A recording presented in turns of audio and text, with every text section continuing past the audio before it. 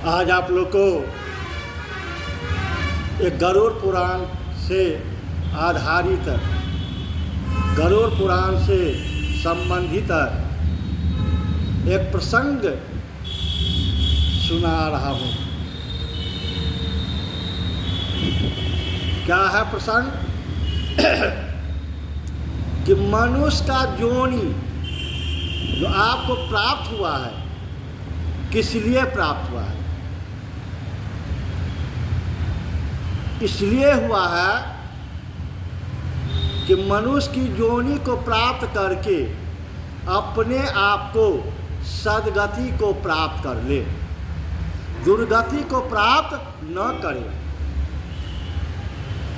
बड़े ही भाग से मनुष्य तन पावा, बड़े ही भाग से मनुष्य तन पावा।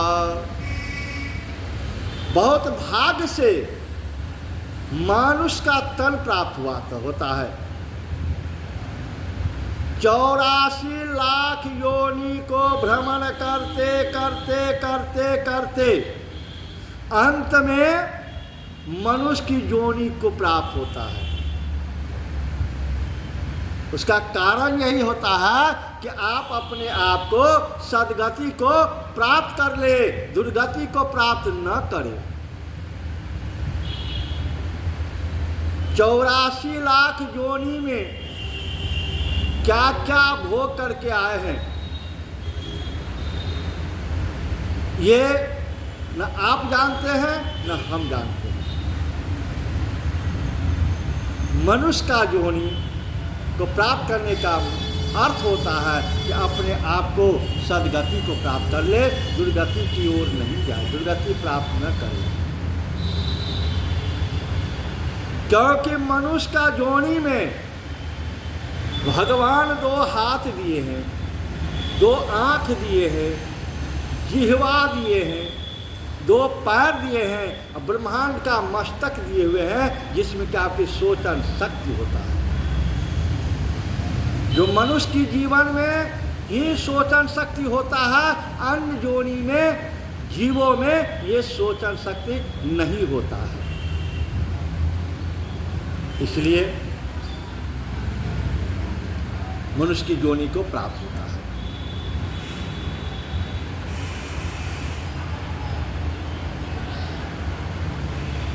जस करनी तस भोग ही पाता,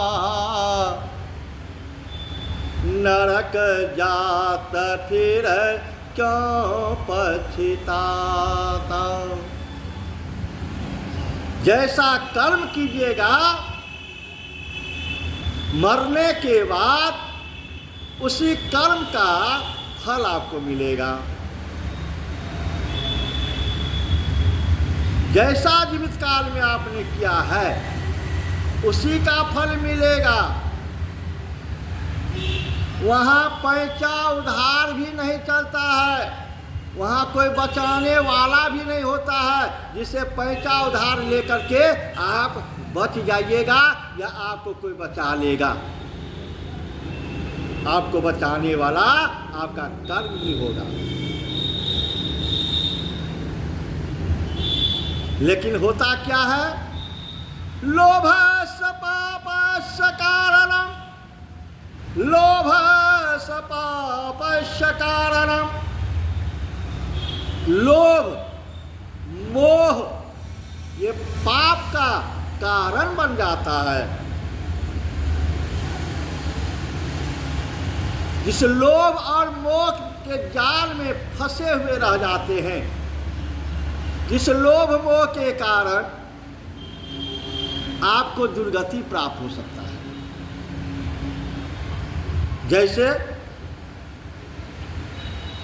कि बेटा, पुतो, पोता, प्रपोता, सखा, संबंध, कुटुंब, जन, इसी को संभालने में आप लग जाते हैं। अपने कर्म को छोड़ देते हैं। यही दुर्गति का कारण होता है। हमारे विद्यापति जी ने कहा, चोरवा का जल सब कोई खाए, चोरवा का जल सब कोई खाए, असगर चोरवा फांसी जाए, असगर चोरवा।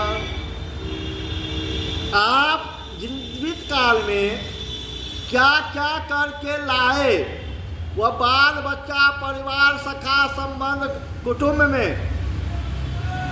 लग गए, लेकिन जब मरने के बाद वहाँ जो हिसाब दीजिएगा, वहाँ आपका कोई बेटा पुतो पोता कुटुंब जन कोई नहीं जाएगा हिसाब देने के लिए। कोई आपको हिसाब देने के लिए नहीं जाएगा, आपको खुद ही हिसाब देना पड़ेगा।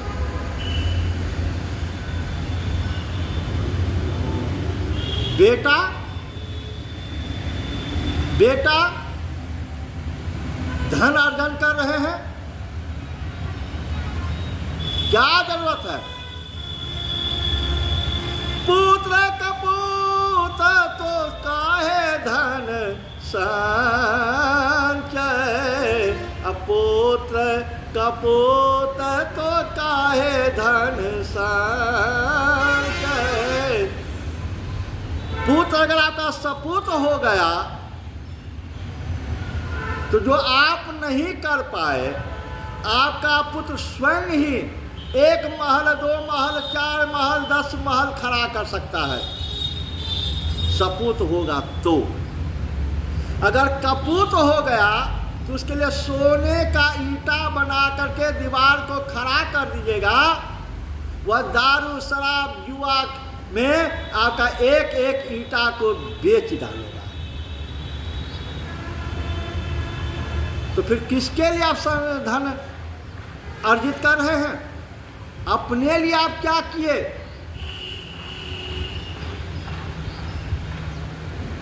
चलिए आगे की प्रसंग आगे आपको बताया जाएगा। तब तक के लिए आपसे आशीर्वाद मांग रहा हूँ। एक लाइक, एक सब्सक्राइब, एक शेयर बउआ जी के लिए निश्चित रूप से कर दीजिएगा।